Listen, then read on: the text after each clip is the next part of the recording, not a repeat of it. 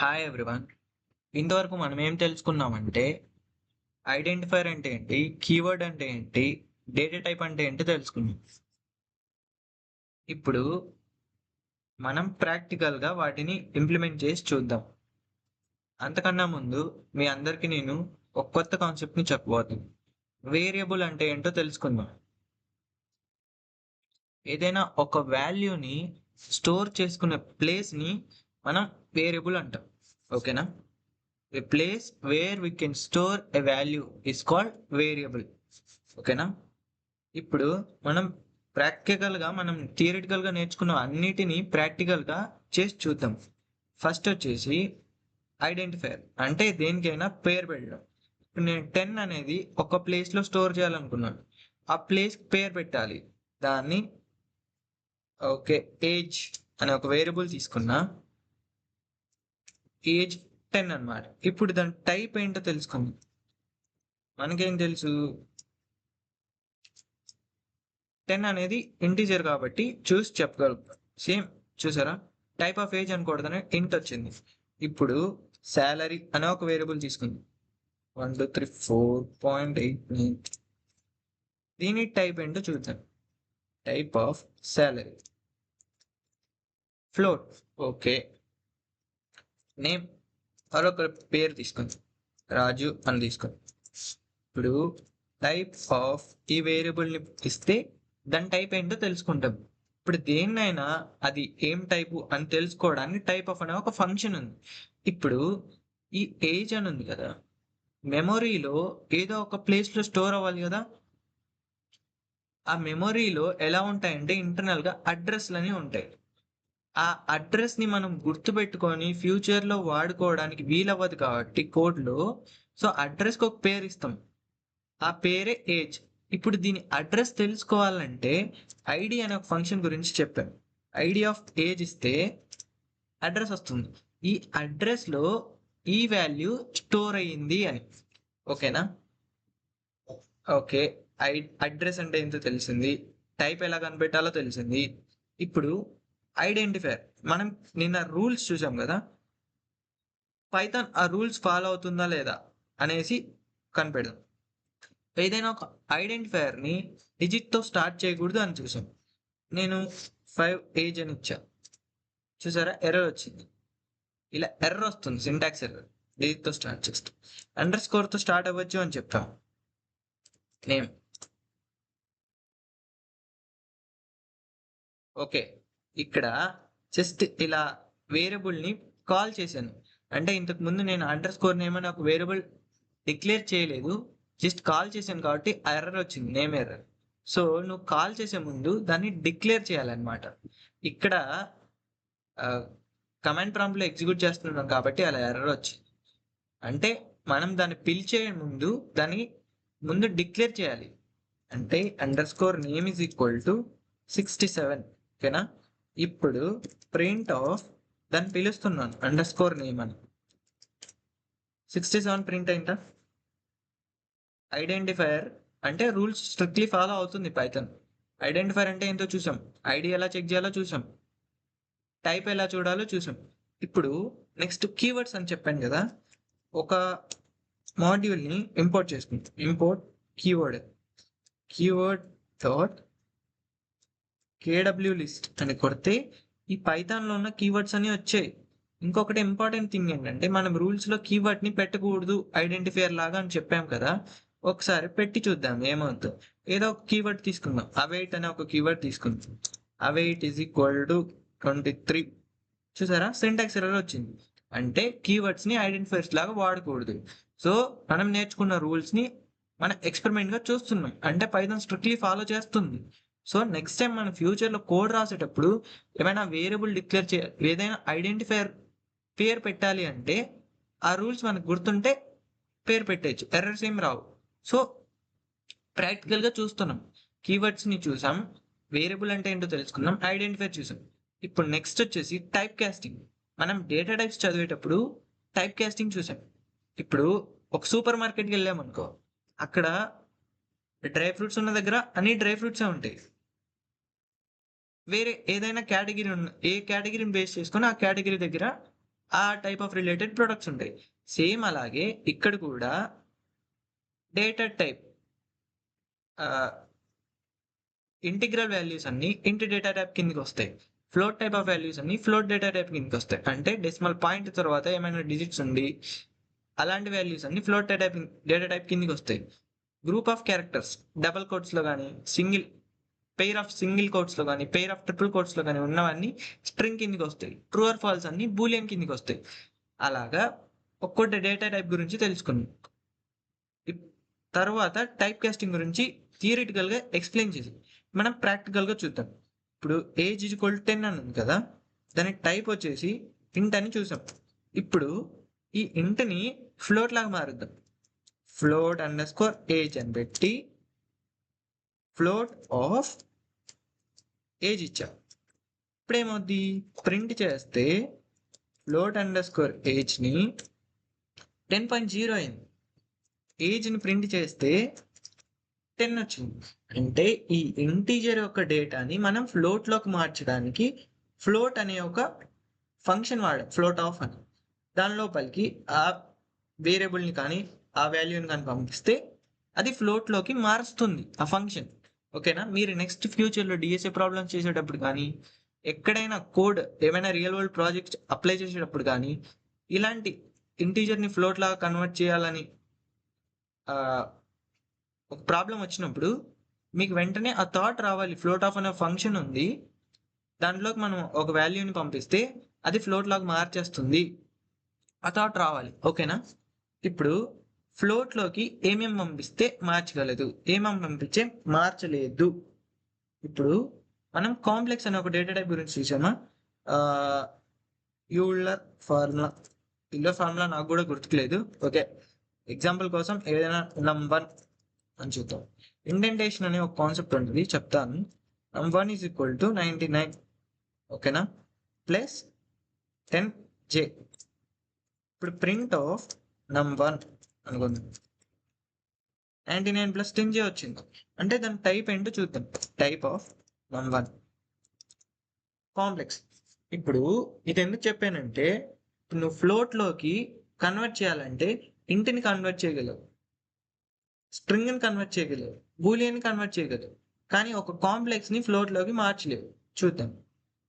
Float of num1 చూసావా, name sorry spelling mistake enter చేశాను. Type float argument must be a string or a real number, not complex. కాంప్లెక్స్ని పెట్టలేవు. ఇంకొకటి ఏంటంటే ఫ్లోట్లోకి ఒక స్ట్రింగ్ పంపిద్దాం. 89 స్ట్రింగ్ ఫార్మేట్లో పంపించాం, మార్చేసింది. అలా కాకోకుండా ఫ్లోట్లోకి స్ట్రింగ్నే ఇలా పంపిద్దాం. చూసారా, వాల్యూ ఎర్రర్ వచ్చింది. అంటే ఫ్లోట్ అనే దాంట్లోకి ఏమేమి పంపించగలం, ఇంటిని పంపించగలం, స్ట్రింగ్ రూపంలో ఉన్న ఇంటిగ్రల్ వాల్యూస్ అంటే బేస్ 10లో ఉన్న వాల్యూస్ని పంపించగలం, స్ట్రింగ్ రూపంలో ఉన్న ఫ్లోట్ వాల్యూస్ని పంపించగలం, కాంప్లెక్స్ని పంపించలేము. ఓకేనా? స్ట్రింగ్ రూపంలో ఏమైనా క్యారెక్టర్స్ ఉంటే వాటిని పంపించలేం. అంటే ఇక్కడ మనం 2 క్లారిఫికేషన్స్ తెచ్చుకోవాలి. ఫ్లోట్ లోపలికి ఇంటిని పంపించగలం, బోల్డ్ని పంపించగలం, ఇంటిగ్రల్ వాల్యూస్ స్ట్రింగ్ రూపంలో అంటే వాటిని పంపించగలం, కాంప్లెక్స్ని పంపించలేం, స్ట్రింగ్ రూపంలో క్యారెక్టర్స్ ఉంటే వాటిని పంపించలేం. సేమ్ అలాగే ఫ్లోటింగ్ వాల్యూస్ని ఇప్పుడు నేను శాలరీ అని ఇక్కడ 1 2 3 4.89 అని ఒక వేరియబుల్కి అసైన్ చేసాను. ఇప్పుడు దాన్ని ఇంట్లో కన్వర్ట్ చేద్దాం. ఇంట్ ఆఫ్ శాలరీ అంటే 1 2 3 4 ఇంట్ మాత్రమే వచ్చింది. అంటే ఫ్లోట్ని ఇంట్లో కన్వర్ట్ చేయాలంటే ఇంట్ ఆఫ్ అనే ఫంక్షన్ ఉంది. ఇప్పుడు ఇంట్లోకి ఏమేమి పంపించగలం, ఇంట్లోకి కాంప్లెక్స్ పంపించగలమో లేదో చూద్దాం. num1 అనేది కాంప్లెక్స్ కదా, చూసారా. ఇంట్ ఆర్గ్యుమెంట్ స్ట్రింగ్ అయినా వచ్చి bytes like object or real number, complex మాత్రం అవ్వకూడదు. మీరు ఎర్రర్ని కూడా చదవడం తెలుసుకోవాలి. ఎర్రర్ని చదివి ఆ ఎర్రర్ ఎందుకు వచ్చింది అని అర్థం చేసుకోవాలి. అది చాలా ఇంపార్టెంట్ రోల్ ప్లే చేస్తుంది. ఇప్పుడు ఇంట్లోకి కాంప్లెక్స్ని పంపించలేము, కాంప్లెక్స్ని అనే డేటా టైప్ని ఇంట్లోకి కన్వర్ట్ చేయలేము ఇంట్ ఆఫ్ వాడి. అలాగే ఇంట్ ఆఫ్ 10 పెడదాం, కన్వర్ట్ అయింది. ఇంట్ ఆఫ్ స్ట్రింగ్ 10 పెడదాం, సారీ వాల్యూ ఎర్రర్ వచ్చింది, ఇన్వాలిడ్ రిట్రల్ విత్ బేస్ 10 ఉండాలి. ఓకే, ఇంట్ ఆఫ్ ఫ్లోట్ వాల్యూని స్ట్రింగ్ రూపంలో పెడదాం 3.56. ఓకే, ఇన్వాలిడ్ బేస్ 10లో ఉండాలి, ఇంట్ అయి ఉండాలి. ఇక్కడ దీంట్లో కంక్లూజన్స్ ఏం రావాలి అంటే, మనం దేన్నైనా ఇంట్లోకి కన్వర్ట్ చేయాలంటే అది ఫ్లోట్ అయినా అవ్వచ్చు, స్ట్రింగ్ రూపంలో ఉన్న ఇంటిగ్రల్ వాల్యూ అవ్వాలి, స్ట్రింగ్ రూపంలో ఫ్లోట్ ఉండకూడదు. బూలియన్ వాల్యూని కన్వర్ట్ చేయొచ్చు. ఇప్పుడు బూలియన్ వాల్యూని కన్వర్ట్ చేస్తామో లేదో చూద్దాం. Is human is equal to true కొట్టామా. ఇప్పుడు print of is human print చేద్దాం, ఒకసారి ఏమొస్తుందో చూద్దాం. ట్రూ వచ్చింది. ఇప్పుడు ఇది ఒక బూలియన్ని ఇంట్లో కన్వర్ట్ చేద్దాం. ఇంట్ of is human. Okay, true కాస్త 1గా మారింది. అంటే ఇంట్లోకి బూలియన్ పంపించగలం, స్ట్రింగ్ రూపంలో ఉన్న ఇంట్ని పంపించగలం, కాంప్లెక్స్ని పంపించలేము. అలాగే స్ట్రింగ్ రూపంలో ఉన్న ఫ్లోట్ని పంపించలేము, స్ట్రింగ్ రూపంలో ఉన్న క్యారెక్టర్స్ని పంపించలేము. ఏమేమి పంపించగలం అంటే స్ట్రింగ్ రూపంలో ఉన్న ఇంట్ని, నార్మల్గా ఉన్న ఫ్లోట్ని, బూలియన్ని పంపించగలం. అంటే ఇలాంటి కంక్లూజన్ మీకు రావాలి, అప్పుడే మీకు క్లియర్గా అర్థమవుద్ది. ఇంటర్వ్యూలో ఎలాంటి ప్రాబ్లం ఇచ్చినా మీరు సాల్వ్ చేయగలుగుతారు. ఈ చిన్న చిన్న వాటి మీద ఫోకస్ చేయాలి మీరు, అందుకే నేను కొంచెం కష్టపడి చెప్తున్నాను మీకు. నెక్స్ట్ వచ్చేసి ఇంట్ ఫ్లోట్ని కన్వర్ట్ చేయడానికి చూసాం. నెక్స్ట్ ఫంక్షన్ ఏంటంటే కాంప్లెక్స్ చూద్దాం. కాంప్లెక్స్లోకి ఒక 10ని పంపిద్దాం. కాంప్లెక్స్లోకి మార్చేసిందా. నెక్స్ట్ కాంప్లెక్స్లోకి 2 వాల్యూస్ని పంపిద్దాం, 1, 2 అని. ఇలా కాంప్లెక్స్లోకి ఏదైనా ఒక వాల్యూ, ఏదైనా ఒక డేటా టైప్ నుంచి కాంప్లెక్స్లోకి ఇలా కన్వర్ట్ చేయొచ్చు. ఓకేనా. ఓకే, ఇప్పుడు కంక్లూజన్ ఏంటంటే దేన్నైనా మనం కాంప్లెక్స్లోకి కన్వర్ట్ చేయగలం, ఎక్సెప్ట్ స్ట్రింగ్ రూపంలో ఉన్న క్యారెక్టర్స్ మాత్రం కన్వర్ట్ చేయలేము. కాంప్లెక్స్ ఆఫ్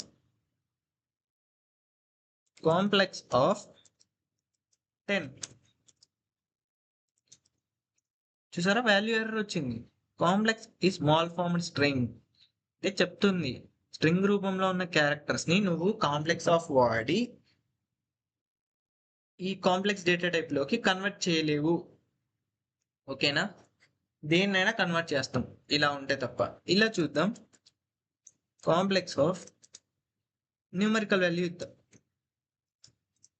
సారీ చూసారా, ఎలా ఉన్నా కన్వర్ట్ చేస్తుంది ఎక్సెప్ట్ స్ట్రింగ్ రూపంలో క్యారెక్టర్స్ ఉంటే తప్ప. ఓకేనా. ఈజ్ హ్యూమన్ ఉంది, అది కూడా ట్రై చేద్దాం. బూలియన్ నుంచి కాంప్లెక్స్ ఆఫ్ ఈజ్ హ్యూమన్ చూసారా, 1+0. మనం ఇంట్ of, float of, complex of గురించి తెలుసుకున్నాం, కంక్లూజన్స్ కూడా తెలుసుకున్నాం. ఇప్పుడు ఎస్టిఆర్ ఆఫ్ గురించి తెలుసుకున్నాం. స్ట్రింగ్, ఇప్పుడు ఎస్టిఆర్ ఆఫ్ 10 అని ఇచ్చింది అంటే ఇంట్ని స్ట్రింగ్లోకి మార్చగలిగాం. ఎస్టిఆర్ ఆఫ్ ఫ్లోట్ ఇచ్చాను 123.78, ఫ్లోట్ని స్ట్రింగ్లోకి మార్చగలం. ఎస్టిఆర్ ఆఫ్ కాంప్లెక్స్ నంబర్ చూసారా, నంబర్ అనేది ఇంతకు పైన డిక్లేర్ చేసాం కాబట్టి ఇచ్చాం. దేన్నైనా స్ట్రింగ్లోకి కన్వర్ట్ చేయగలము. ఓకేనా. ఎస్టిఆర్ ఆఫ్ 0 ఇద్దాం. ఓకే, ఈజ్ హ్యూమన్ ఇద్దాం. STR of is _, okay. ఇలాగా దేన్నైనా ఎస్టిఆర్ ఆఫ్ వాడి కన్వర్ట్ చేయగలం. ఓకేనా. Next bool. ఓకేనా, ఇప్పుడు బూల్లోకి ఏదైనా ఒక వాల్యూ ఇద్దాం. ఫస్ట్ కాంప్లెక్స్ ఇద్దాం, ఏదో ఒకటి. ట్రూ కన్వర్ట్ చేసేసింది. ఇప్పుడు ఒక కంక్లూజన్ రావాలంటే దేన్నైనా బూల్లో కన్వర్ట్ చేయగలము. ఇన్ కేస్ ఇంట్ 0 అయినప్పుడు బూల్లో కన్వర్ట్ చేసినప్పుడు ఫాల్స్ అవుతుంది. మిగిలిన ఏ నెంబర్ ఉన్నా కూడా బూల్ ఆఫ్ -99 ఉంది, ట్రూ చూపిస్తుంది. ఎక్సెప్ట్ ఇంట్ని కన్వర్ట్ చేసినప్పుడు బూల్లోకి 0 ఉన్నప్పుడు మాత్రమే ఫాల్స్ వస్తుంది. అలాగే ఫ్లోట్లో కూడా 0.0 ఉందనుకో, ఇప్పుడు మాత్రమే ఫాల్స్ వస్తుంది. మిగిలిన ఏ వాల్యూ ఉన్నా కూడా -99.99 ట్రూ వస్తుంది. ప్లస్ పాజిటివ్ వాల్యూస్ చూద్దాం. 9809 ట్రూ వస్తుంది. అలాగే ఇప్పుడు బూల్ ఆఫ్ 1 + 9j తీసుకొని కన్వర్ట్ చేస్తే ట్రూ వస్తుంది. అలాగే బూల్ ఆఫ్ 0 + 0j ఇచ్చామంటే ఫాల్స్ వస్తుంది. అలాగే బూల్ ఆఫ్ స్ట్రింగ్ ఏదైనా ఇచ్చేద్దాం, రాజు, ట్రూ వస్తుంది. ఎంటీ ఇస్తే ఫాల్స్ వస్తుంది. ఇప్పుడు బూల్ గురించి తెలుసుకున్నాం, స్ట్రింగ్ గురించి తెలుసుకున్నాం, అంటే STRF గురించి తెలుసుకున్నాం, ఇంట్ ఆఫ్ గురించి తెలుసుకున్నాం, కాంప్లెక్స్ ఆఫ్ గురించి తెలుసుకున్నాం, ఫ్లోట్ ఆఫ్ గురించి అంటే టైప్ కాస్టింగ్ గురించి మనం తెలుసుకున్నాం. కంక్లూజన్స్ కూడా వచ్చేసాయి. Next mutability, immutability. మ్యూటబిలిటీ అంటే చేంజ్ చేయగలం, ఇమ్యూటబిలిటీ అంటే చేంజ్ చేయలేము. ఇందాక ఐడి ఆఫ్ గురించి తెలుసుకున్నాం కదా, దాన్ని ఇప్పుడు ఎలా యూజ్ చేద్దామో చూద్దాం. ఇప్పుడు x = 10 అని తీసుకున్నాం. ఐడి ఆఫ్ x కొట్టా, ఒక అడ్రస్ వచ్చింది. వైకి కూడా y = x పెట్టా, ఐడి ఆఫ్ y పెట్టా, అంటే రెండు సేమ్ అడ్రస్ కి పాయింట్ అయ్యాయి. ఓకేనా? ఓకే. ఇప్పుడు z = 10 పెడతా, ఐడి ఆఫ్ z కొడతాను. చూసారా, z కూడా సేమ్ అడ్రస్ పాయింట్ అయింది. అంటే ఇది ఇమ్యూటబుల్ కాబట్టి, ఇమ్యూటబుల్ లాంటి డేటా ఉన్నప్పుడు మనం సేమ్ డేటాని ఏదైనా కొత్త వేరియబుల్కి అసైన్ చేసినప్పుడు ఆ వేరియబుల్ ఈ డేటాకి మాత్రమే పాయింట్ చేస్తుంది. అది ఇమ్యూటబుల్ అయితేనే. మ్యూటబుల్ అయితే కొత్తది క్రియేట్ చేస్తుంది, ఇమ్యూటబుల్ అయితేనే ఆల్రెడీ ఉన్న డేటానే పాయింట్ చేస్తుంది. ఇప్పుడు z = 20 అని వేరే డేటాని మార్చాను, అప్పుడు కొత్త క్రియేట్ అవుతుంది ఐడి ఆఫ్ z. అంటే చూసారా, దీని అడ్రస్ చేంజ్ అయింది, z కొత్తగా క్రియేట్ అయింది, అంటే కొత్త వాల్యూ ఇచ్చాం కాబట్టి, అంటే వేరే వాల్యూ ఇచ్చాం కాబట్టి, ఆల్రెడీ ఉన్న అసైన్ చేసిన వాల్యూ కాదు కాబట్టి. అది ఇమ్యూటబుల్ అయితేనే. ఇన్ కేస్ మ్యూటబుల్ అయితే, మ్యూటబుల్ లిస్ట్ గురించి నేను చెప్పలేదు క్లియర్గా, మళ్ళీ చెప్తాను. ఓకే, మ్యూటబుల్ అది లిస్ట్ కాబట్టి, లిస్ట్ అనేది మ్యూటబుల్ కాబట్టి z = 1 2 3 పెట్టాను, x = 1 2 3 పెట్టాను. ఓకే, టైప్ ఆఫ్ ఐడి వాడి అడ్రస్ తెలుసుకుందాం.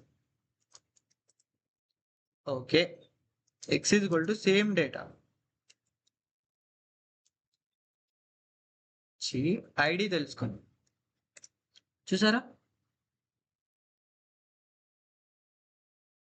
ఈ ఐడి చూసారా, ఇప్పుడు నేను y కూడా సేమ్ డేటా పెట్టాను, ID of y different address వచ్చింది. ఐడి ఆఫ్ x చూద్దాం ఏమొస్తుందో. చూసారా, ఇది x ఒక అడ్రస్ లో స్టోర్ అయింది, y ఒక అడ్రస్ లో స్టోర్ అయింది, z ఒక అడ్రస్ లో స్టోర్ అయింది. సేమ్ డేటా ఇచ్చినా కూడా వేర్వేరు అడ్రస్ లో ఎందుకు స్టోర్ అయింది అంటే అది మ్యూటబుల్ కాబట్టి. ఒకటి చేంజ్ చేస్తే ఇంకొక దానికి ఎఫెక్ట్ అవ్వకుండా ఉండడానికి. Mutable data types same type of data ఉన్నప్పుడు ఆ వేరియబుల్ కొత్త అడ్రస్ ని పాయింట్ చేస్తుంది.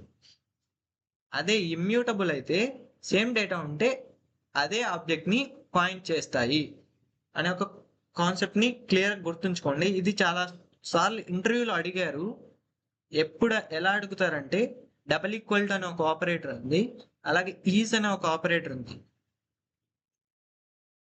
అవి చెప్పినప్పుడు ఈ కాన్సెప్ట్ అక్కడ అప్లికబుల్ అవుతుంది. ఇక్కడ నేను చాలా పిన్ పాయింట్ చేసి చెప్తున్నాను, అర్థం చేసుకోండి. ఇంతవరకు మనం ఏం చేసాం, డేటా గురించి తెలుసుకున్నాం. అంటే డేటాని ఎలా పేరు పెట్టాలి, దాని యొక్క టైప్ ఏంటి, ఎలా రిప్రజెంట్ చేస్తాం, ఓకేనా, అవన్నీ తెలుసుకుందాం. ఇప్పుడు మనం ఆ డేటాతో కొన్ని ఎక్స్పెరిమెంట్స్ చేయాలి, డేటాతో కొన్ని మ్యాజిక్స్ చేయాలి. అలాంటప్పుడు నెక్స్ట్ కాన్సెప్ట్ని ఏంటో తెలుసుకోవాలి. మీరు ఏమైనా గెస్ చేస్తే కామెంట్లో గెస్ చేయండి. నెక్స్ట్ మనం నేర్చుకోబోయే టాపిక్ ఆపరేటర్స్. Okay bye.